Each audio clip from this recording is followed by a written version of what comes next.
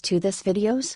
If we make 5,000 likes to this video, we will upload more patriotic news. Thank you. The outfit Ivanka wore today at White House made her critics green with envy. Ivanka Trump knows how to rule the room, even when the President of the United States is at the podium. Donald Trump opened the discussion with small business leaders in the East Room of the White House Tuesday afternoon. However, the president's daughter and senior advisor caught everyone's attention before she even took the microphone. Ivanka dressed in a flowing white skirt with a sleeveless green top to lead the afternoon discussion. Before turning the stage over to his daughter, President Trump praised her for her incredible work on behalf of small businesses and women entrepreneurs. Your stories demonstrate what it takes to succeed. You thrive because you found something that you love to do, pursued it with all of your heart and never, ever gave up, Trump said before the crowd. Before following her father to the White House, Ivanka also followed his footsteps in the business world, making a name for herself as an entrepreneur. Share this post if you are proud of Ivanka Trump. What do you think about her outfit? Comment below.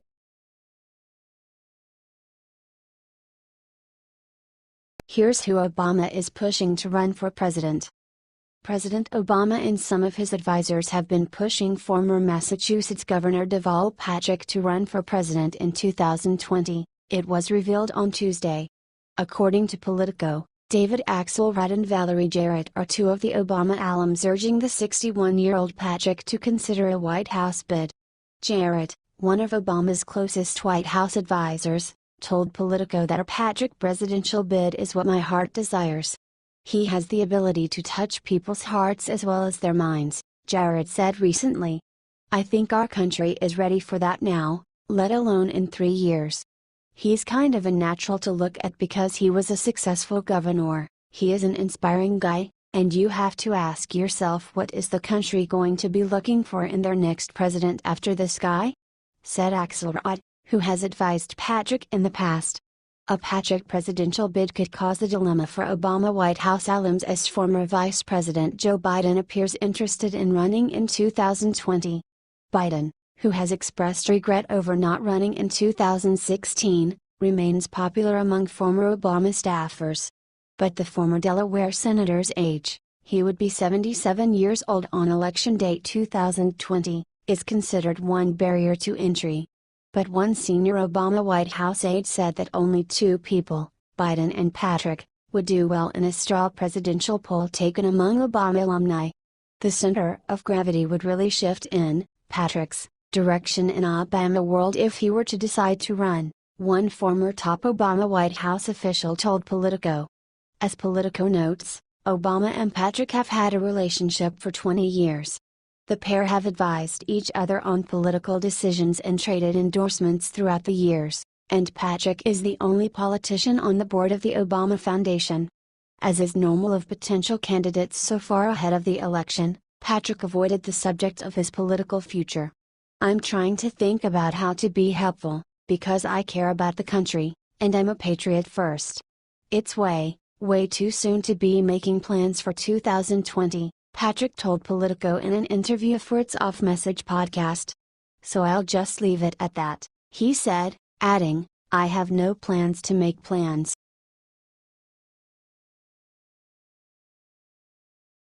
The Queen reportedly drinks 4 cocktails a day, including one for breakfast.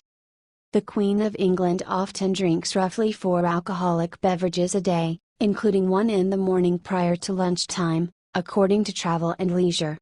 The earliest cocktail for Her Highness is comprised of gin, del bonnet, a sweet, aromatic wine-based aperitif, and a lemon peel garnish, according to Business Insider, which spoke to her former personal chef Darren McGrady. For lunch, Elizabeth II, 91, allegedly enjoys a glass of wine or champagne. Her nightcaps include a glass of champagne, reports The Independent, most likely from 8 brands that have been given official royal warrants. While she seems to be a big fan of the effervescent, fermented grape drink, she is also known to have a dry martini in the evening, making it potentially 4 drinks on any given day. The Queen easily surpasses the threshold of low-risk drinking which, according to U.S. government standards, is defined as no more than 3 drinks on any single day and less than 8 drinks per week for women.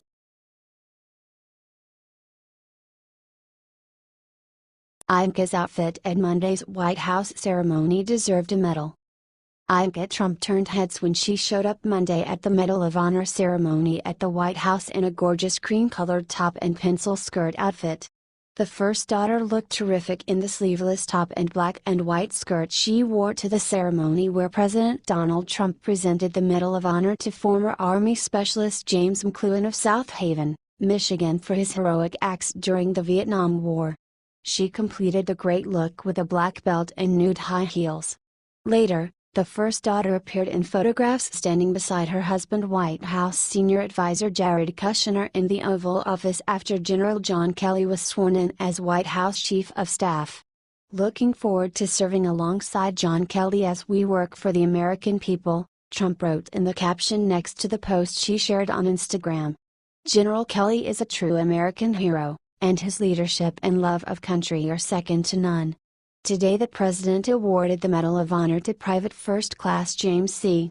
McCloughan, a Vietnam veteran distinguished by his great strength and courage. "Congratulations and thank you for your service," the first daughter captioned a second post on her social media account from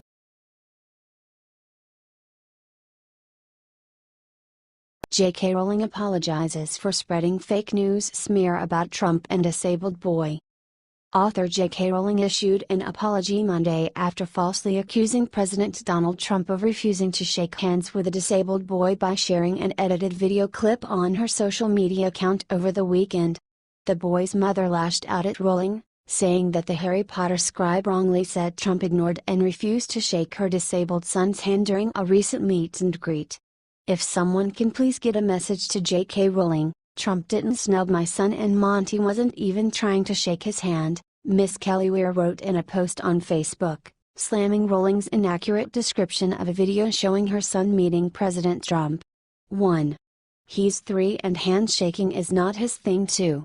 He was showing off his newly acquired Secret Service patch. Thanks, Weir wrote. Rowling, a regular critic of the president, blasted Trump and claimed he deliberately ignored the boy, Monty Weir, who suffers from spina bifida. Trump imitated a disabled reporter. Now he pretends not to see a child in a wheelchair, as though frightened he might catch his condition, she tweeted over the weekend. "My mother used a wheelchair. I witnessed people uncomfortable around her disability, but if they had a shred of decency they got over it," Rowling wrote on Twitter. So, yes, that clip of Trump looking deliberately over a disabled child's head, ignoring his outstretched hand, has touched me on the raw. That man occupies the most powerful office in the free world and his daily outrages against civilized norms are having a corrosive effect, the author continued. How stunning, and how horrible, that Trump cannot bring himself to shake the hand of a small boy who only wanted to touch the president. However, a White House video clearly shows President Trump bending down and graciously greeting his young fan as he approached the podium.